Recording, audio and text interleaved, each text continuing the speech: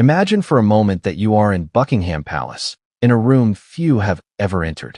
The walls are lined with history, portraits of kings and queens whose every decision shaped a nation. The air is heavy with tradition, duty, and expectation. And there, seated at an ornate desk, is Queen Elizabeth II, her pen in hand, her mind sharp, her gaze distant. She is writing something private, something that could, if ever revealed, shake the monarchy to its very core. The subject of her thoughts? Meghan Markle. Before we continue, please hit the like button, subscribe to the channel, and turn on the notification bell for updates. Yes, Meghan, the woman who captured the heart of Prince Harry and the imagination of the public worldwide. But in this private moment, away from cameras, publicists, and smiling photo ops, the Queen is not thinking of Meghan the celebrity. She is thinking of Meghan the future, or perhaps the peril the palace might face. She is reflecting on a union that, on the surface, seemed glamorous and romantic, but behind closed doors, had already sparked concern, caution, and doubt. What she wrote would not be flattering. It would be candid, critical, and, for some, shocking. Why is this relevant now? Because this letter, hidden in the Queen's private vault for years, allegedly contains her final assessment of Meghan Markle. Not the public Meghan, the media Meghan, or the Instagram-ready Meghan, but the Meghan the Queen saw and judged in private. And according to sources, her words were unambiguous. She reportedly wrote that Meghan was not suited for royal duty and had ulterior motives from the beginning. Pause for a second and think about that. The Queen of England, a woman who spent a lifetime defending and shaping the monarchy, allegedly questioned the intentions of a future duchess before anyone else did. That alone is a story worth exploring. Now, you might ask, how could a single letter cause such waves? After all, Meghan Markle's relationship with Harry seemed, at least publicly, charming, almost fairy tale-like. Red carpet events, charity visits, royal tours, it all looked perfect. Yet perfection, especially in the monarchy, is often a carefully constructed illusion. The Queen, with decades of experience navigating scandals, missteps, and family drama, could detect something the public could not. She saw the inconsistencies, the subtle manipulations, the behaviors that hinted at a larger pattern, and she decided to write it down. The letter itself is more than just words on paper.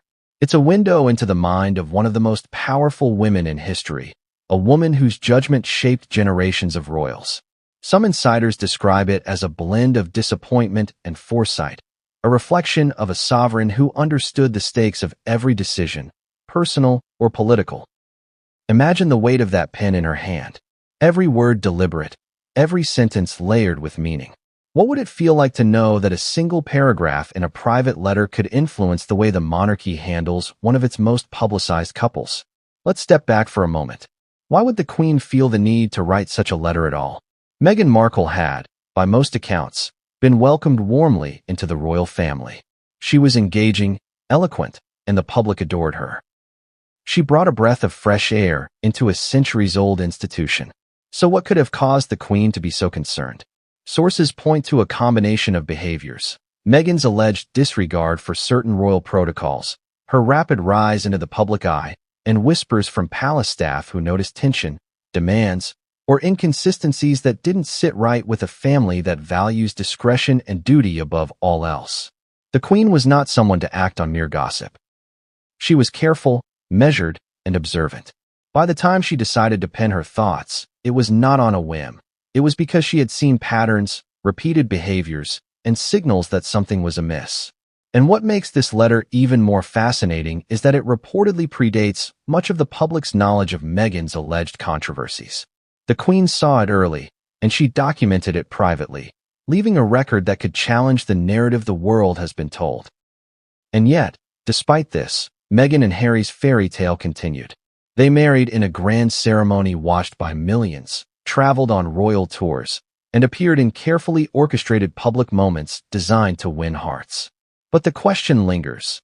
Did the Queen's letter reflect reality, or was it a misunderstanding born from centuries of tradition meeting a modern, outspoken duchess? Some insiders argue it was the former, pointing to later events and public conflicts that seemed to validate the Queen's concerns. Others claim it was an overreaction, a clash of culture and personality that the monarchy struggled to accommodate. Here's where it gets even more compelling. The timing of this revelation, after the Queen's passing, adds layers of intrigue. She could no longer clarify, defend, or contextualize her words. The letter becomes almost a testament, a final judgment, frozen in time, untouchable by revision or spin. It's the voice of authority speaking from beyond the public eye. And in that silence, it carries power. Every phrase, every carefully chosen word, invites speculation, debate, and controversy. So why should you care? Because this isn't just a story about Meghan Markle. It's a story about the monarchy, the expectations of duty, the clash between tradition and modernity, and the difficult choices of a sovereign trying to protect her family and her institution. It's about what happens when private judgment collides with public perception. And it's about the questions no one wants to ask, but everyone wants to know. Did the Queen see a future problem before it happened? And if she did, what did she intend to do about it? As we dive deeper, we will explore the layers of this story, peeling back the surface glamour to reveal the tension, the drama, and the secrets that have been kept behind palace walls. We will examine Meghan's early days in the palace, the observations of staff and advisors, the private conversations the Queen had, and the implications of every word she allegedly wrote. We will confront uncomfortable truths, surprising contradictions, and emotional twists that will keep you on edge. And here's the first cliffhanger. The letter itself contains details that, according to sources, could reshape the way the world sees Meghan Markle and her role in the royal family. Lines that hint at motives, behaviors, and incidents that no one has publicly discussed. Events that, if revealed, would shock even the most loyal royal watchers. But what came next would change everything, and no one saw it coming. Have you ever walked into a room and immediately felt like you didn't belong? Like the walls were watching you, measuring every move, every word? That's exactly how some insiders say Meghan Markle felt, or was perceived to feel, on her very first days inside Buckingham Palace. The moment she stepped through those gilded doors, she entered not just a home, but an institution with centuries of unspoken rules. And the Queen, ever observant, noticed more than just the surface charm. She noticed tension, hesitation, and an energy that set off quiet alarm bells. From the outside, Meghan's arrival looked seamless. A dazzling smile, carefully chosen outfits, impeccable hair and makeup, and a charm offensive that captivated photographers and the public alike. Every camera flash captured perfection, every public smile reinforced the fairy tale. But behind the scenes, the story was more complex. Staff members, some who had served the royal family for decades, reportedly whispered among themselves about the newcomer's behavior. Some noticed small things. The way she handled introductions, how she navigated formal dinners, and subtle deviations from established protocol. Nothing overt, but enough to make seasoned aides uneasy. Imagine being one of those aides. You've spent your life learning the unspoken rules of the palace, understanding the delicate balance between public perception and private reality. And suddenly, a new figure arrives who doesn't just bend the rules. She seems to reshape them in ways that are unsettling.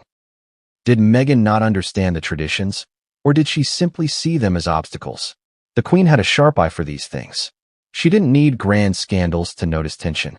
Small shifts, micro-behaviors, even a single poorly timed smile could indicate larger patterns. From day one, Meghan's interactions with the staff were under scrutiny.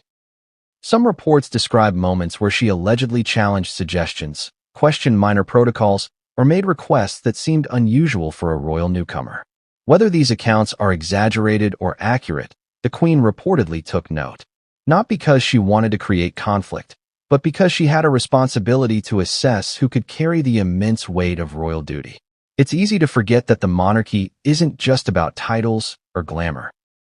It's about service, discipline, and the ability to navigate a web of public and private responsibilities with finesse. And yet, there were contradictions. Meghan was undeniably charming in public, attentive during ceremonies, and capable of commanding media attention effortlessly. How could someone so magnetic on the outside raise concern in one of the most powerful women on earth? That's where emotional tension begins to creep in. The Queen was not swayed by charm alone. She had seen it before. individuals who dazzled the cameras but destabilized relationships behind closed doors. Was Meghan one of them? Or was this simply a clash between old-world expectations and modern personality? These are questions the Queen reportedly pondered deeply in her private reflections. The tension extended beyond the staff to Prince Harry himself. The couple's dynamics were new to the palace and, according to insiders, at times unpredictable. Harry was reportedly smitten, protective, and at moments, blind to subtle warning signs. The Queen, having known both joy and heartbreak with her own family over decades, could sense the complexities of their relationship immediately. She had learned from experience that love alone does not guarantee harmony in a household as scrutinized as Buckingham Palace. Emotional investments, public perception, and private conduct all had to align, or risk scandal. Stories from this early period hint at cultural clashes and misunderstandings. Meghan, an American with a career in Hollywood, brought with her a level of confidence and assertiveness that, while normal in her world, was often foreign to the palace's hierarchy. Small disagreements about protocols, media appearances, and charitable priorities reportedly surfaced quickly. Was it a matter of ignorance, or a subtle push against centuries of tradition? Observers inside the palace reportedly leaned toward the latter. They believed Meghan's behavior suggested strategic intent, an effort to redefine her role rather than simply adapt.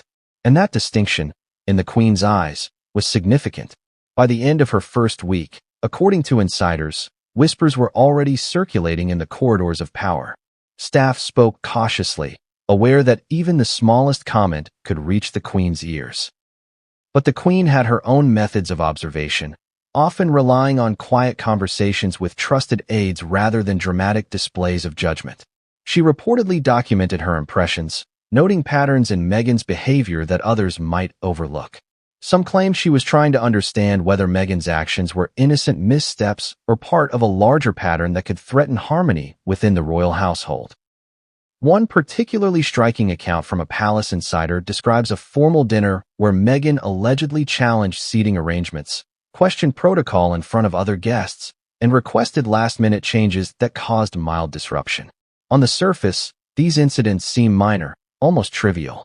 But in an institution where every detail carries symbolic weight, these small actions signaled potential challenges to authority and tradition. The Queen reportedly viewed them not as isolated events, but as data points in a broader assessment of Meghan's suitability for royal life. And yet, contradictions abound. Despite these early warning signs, Meghan was engaging in acts that suggested sincerity, generosity, and commitment. Charity events, speeches, and public appearances showcased a woman capable of empathy and influence. How could the Queen reconcile these public virtues with the private concerns whispered by her staff? This duality, the tension between appearance and reality, became the first layer of the mystery surrounding Meghan's integration into the royal family. Emotional beats emerge here: admiration, skepticism, uncertainty.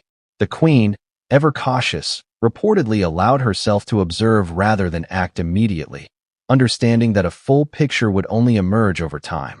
What makes this early period so compelling is the convergence of perception, interpretation, and consequence. Every glance, every decision, every conversation carried weight. Meghan was not just a new member of the royal family. She represented potential change, disruption, and even risk. For a monarch whose life had been defined by duty and careful management of appearances, evaluating someone like Meghan required precision, patience, and intuition. The Queen's alleged notes from this period reportedly reveal a mix of admiration, concern, and cautious skepticism, a blend that would inform her final assessment documented in the private letter. And here's the tension that sets up the next chapter. The Queen's observations were not limited to trivial etiquette. She reportedly noticed behavioral patterns that suggested ambition, strategic thinking, and, according to some sources, motives that were not fully aligned with the values of the institution.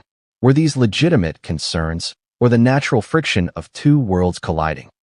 The answer, hidden within the private reflections of a monarch, would only become fully visible in the letters stored away in the vault. The Queen was quietly gathering evidence, documenting impressions, and preparing for a future where her private judgment might someday face the scrutiny of the world. But what came next would escalate beyond minor protocol breaches and staff whispers. Something happened in those first few months that pushed the Queen